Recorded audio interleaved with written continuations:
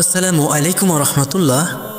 প্রিয় ভাই ও বোনেরা, একটু ভেবে দেখুন, যে ঘরে আজ আপনি বসে আছেন, যে মানুষগুলোকে আজকে ভালোবাসছেন, একদিন ঠিক এখান থেকেই আপনাকে চিরদিনের জন্য বিদায় নিতে হবে।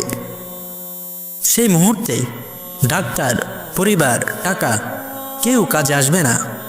তখন আসবে এমন কিছু অতিথি যাদের চোখে দেখা যায় না, কিন্তু যাদের দেখা অবশ্যই যাবে।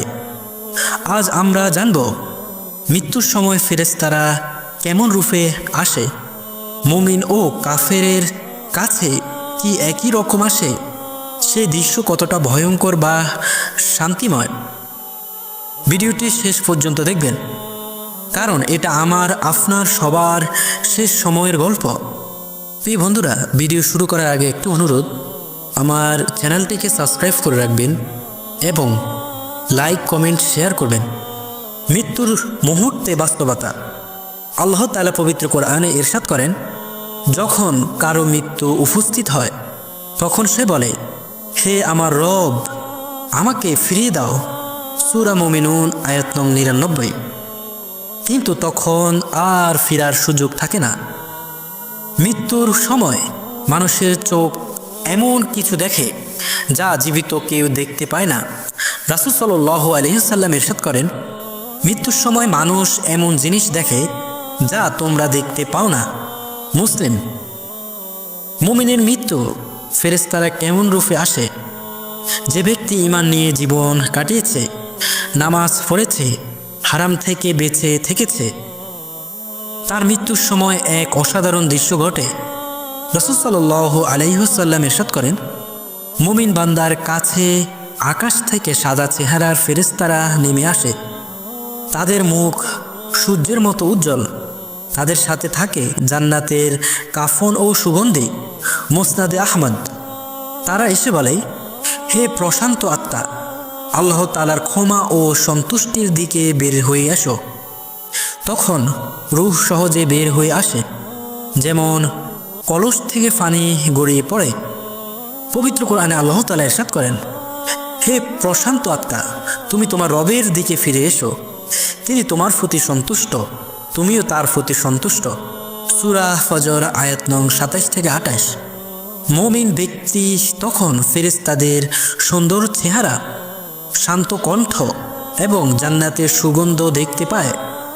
মুমিনের রূহ ওঠার পর কি হয়? ফেরেশতারা সেই রূহকে জান্নাতের কাফনে মুড়িয়ে নেয়। তারপর আসমানের দরজা একের পর এক খুলে যায়। ফেরেশতারা দোয়া করতে থাকে।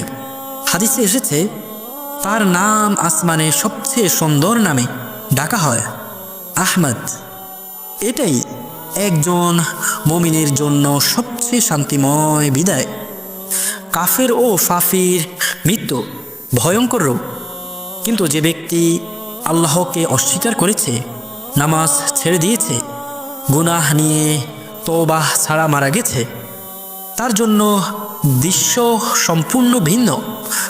মুহাম্মদ সাল্লাল্লাহু আলাইহি ওয়াসাল্লাম বলেছেন, কাফেরের বান্দার কাছে কালো মুখের ভয়ঙ্কর ফেরেশতা আসে।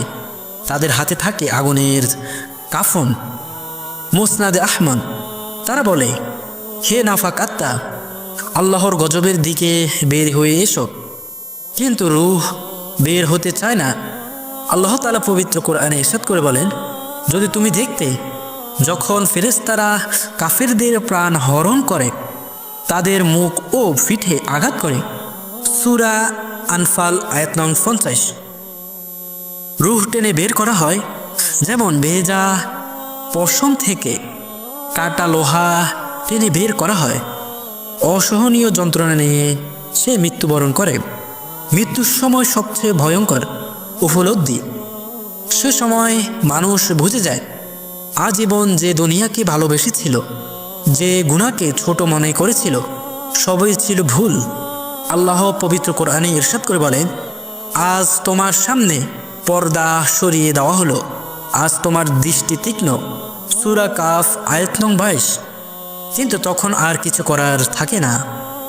প্রিয় ভাই ও বোনেরা, মৃত্যুর সময় ফেরেশতারা মুমিনের কাছে আসে শান্তির দূত হয়ে, কাফিরের কাছে আসে শাস্তির দূত হয়ে। ফেরেশতাদের চেহারা নির্ভর করে আমাদের আজকের আমলের উপর।